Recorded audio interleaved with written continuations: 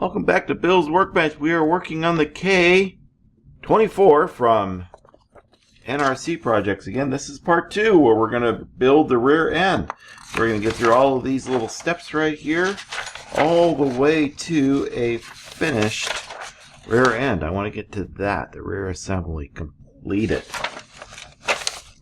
The first step they have us do is to check for clearance on there to make sure that a 1.3 millimeter drill will drill through that. So let's take a look first to see how much clearance we're going to need. First I want to see if I have to drill it at all. Yeah, and those are pretty tight. Okay, so that's a good thing. I do have a drill here, and I have this piece here. So this is 1.5 mil. This is 1.25 mil. Interesting. Well, let's drill it out at 1.25 mil and see what happens. I have a feeling that I may have to use a larger drill than that. Yeah, that just flies right through. Okay.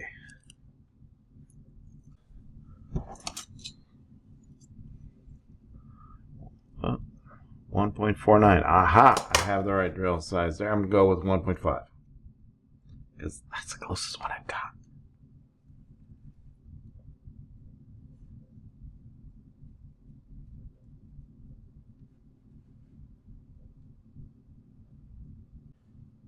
Okay, I've noticed that these guys here could use a little bit of cleaning, so we will do that as well.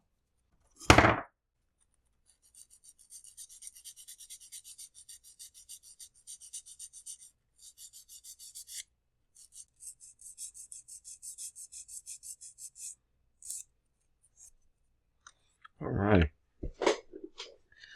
get this pin in there.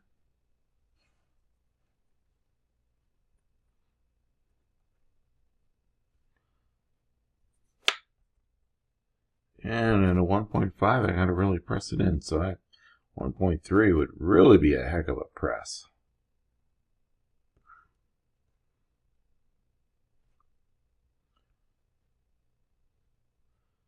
Okay. And we will get these little white things in. But first, let's clean up all this stuff.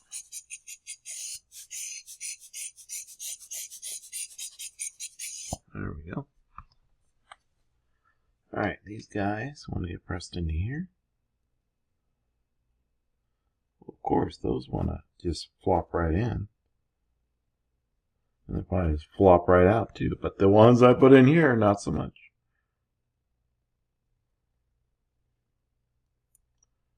Okay. And then we have this rear bulkhead here. And that's going to be held in with one of these guys through here. Okay. Need that. We're going to need one of these. These are the other ones that I bought off of the Amazons, because the ones that come with it, they strip out and they're no bueno. So I will go with those. I have a link in the description down below. Alright. This goes like this, and then like so. It's fit in like this. It fits nice. Looking good.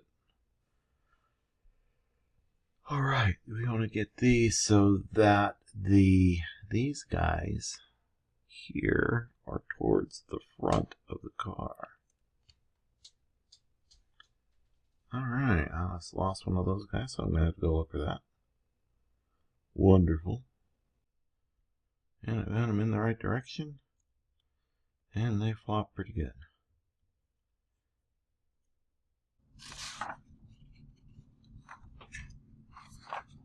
I got those in, all those in, those cleaned up, that on, that in. Okay.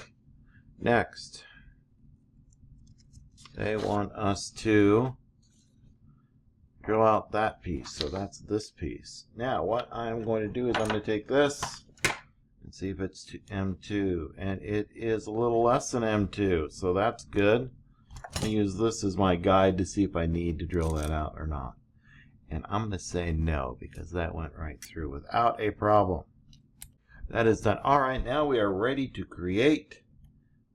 Now we are ready to do our tie rods. We're going to get the short ends, the 17 mil, and it's going to be 29.5 millimeters long from end to end. That's nice. They didn't give us center to center, because that's easier to measure edge to edge. All right, so let's find those parts. That is, I'm going to go with this one and this one. Okay, and then we need one of these, two shorts. And then they want us to get a different part, which I do not see in this. So we'll go ahead and put all these back. We have another part bag here. Is this part bag open? Not yet. And so they say two of these. A one and a two. And I'm going to be smart. I'm going to put the tops on right away. There are all of our parts. We're going to get these all nice and cleaned up. Alright, now these guys, since these turnbuckles allow you to adjust it while it's on the car. One side goes clockwise, the other side goes anti-clockwise. So your fingernail in the threads, and then turn it and see which way it goes for your fingernail to go forward. And if you get it crooked, you're better off to back it off. Okay, I am going to now find something to stick in there. 1 millimeter drill bit.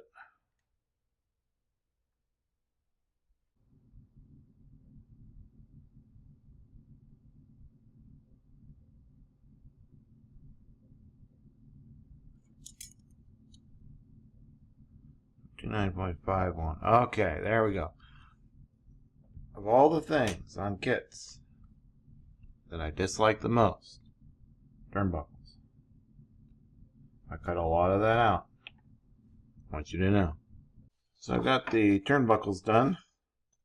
I need to put the ball studs in and the threaded ball end in with the 2 by 4 millimeter. Those are most likely this one. Okay, so there's the 2 screws. Let's go into those. These go into there. So let's see how well these push in.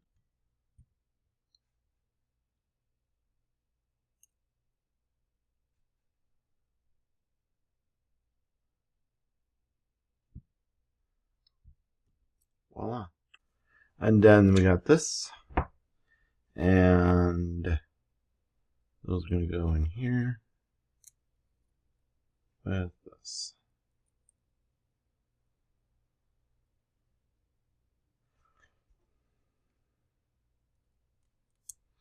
That's 1.5 on the end. And 1.5 on the other end. I happen to have two 1.5s.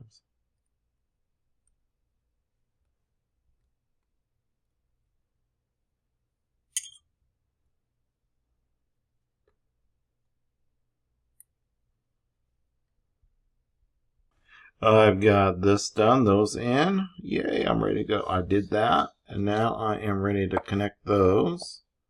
And then those. Oh boy, howdy, look at me.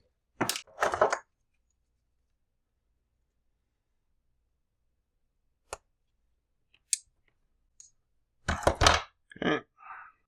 I'm ready to put on those little plastic doodads. And they went by 12s, which I think these are.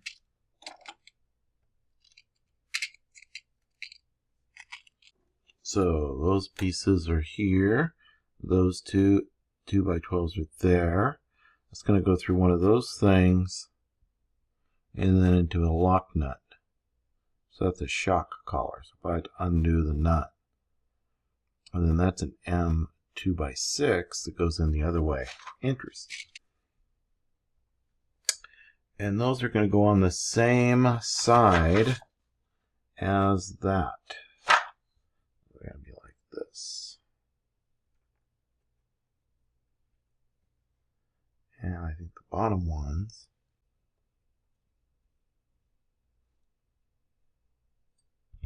You guys see how they fit all nice like that?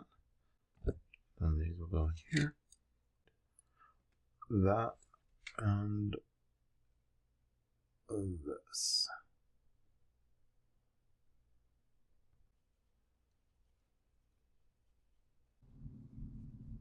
Plasticky thing. So the plasticky things are pretty much straight up and down. Make sure you can see the hole all the way through. There we go. And then we have these shock collar things. That ought to keep this RC in line.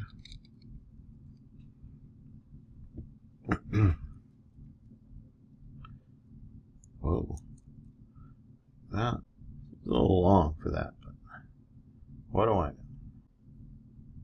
There we go. Shock tower is done.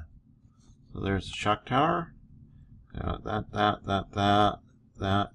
Yep, all those things. That's what it looks like. And now we put it onto the tranny with some M2x6s. All right, how many? 4 of them. Those go into here like a sieve. Okay. All right, I got one in all the way, and the other 2 are not in all the way. Or the other 3, rather. That way, it'll go into position a lot easier. I hope.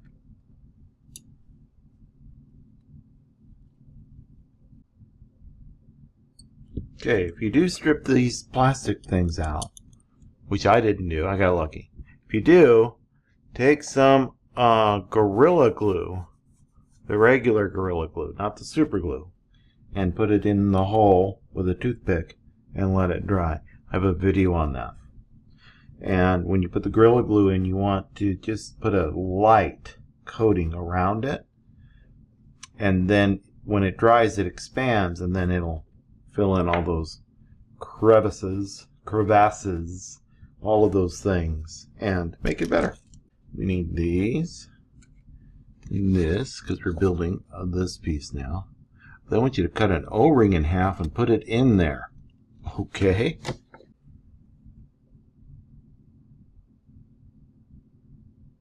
There we go. And those want to go in so that the C part is out.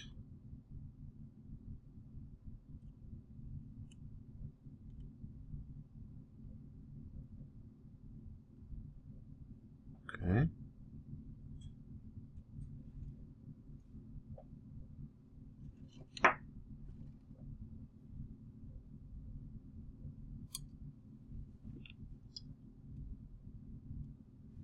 Those cut in half there, use an X-Acto knife.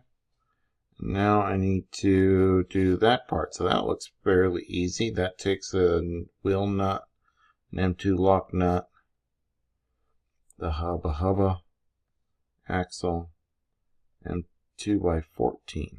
Alright, let's find that M2x14. 14. Yay! Alright. Alright, so that 14 goes through here. Like so. And it's going to get screwed this way. Okay. So make sure you put them in correctly, because one way they slide right in, and the other way they do not. They'll thread in. So this screw goes through that way. So the rear hub.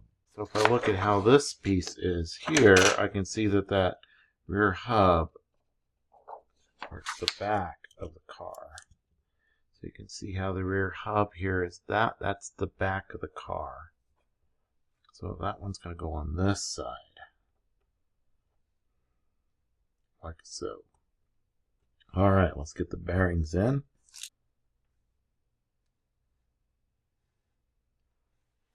Yes, I do.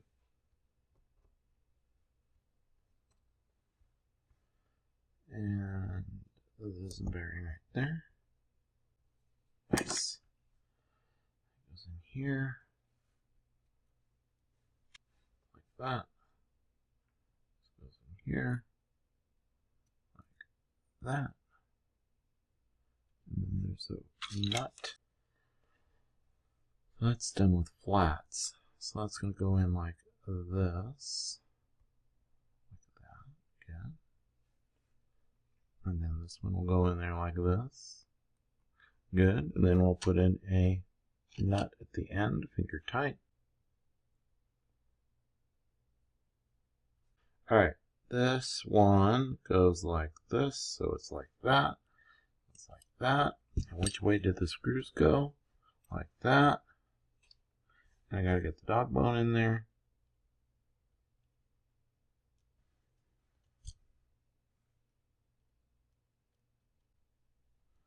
And that up here like this.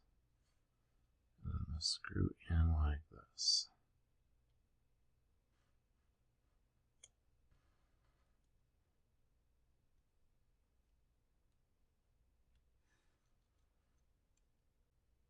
Yes.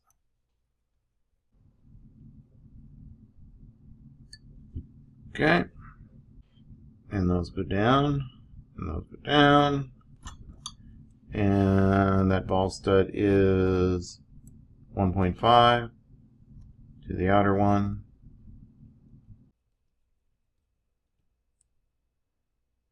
Alright, there is the rear assembly complete. And they go up all the way without causing too much problem.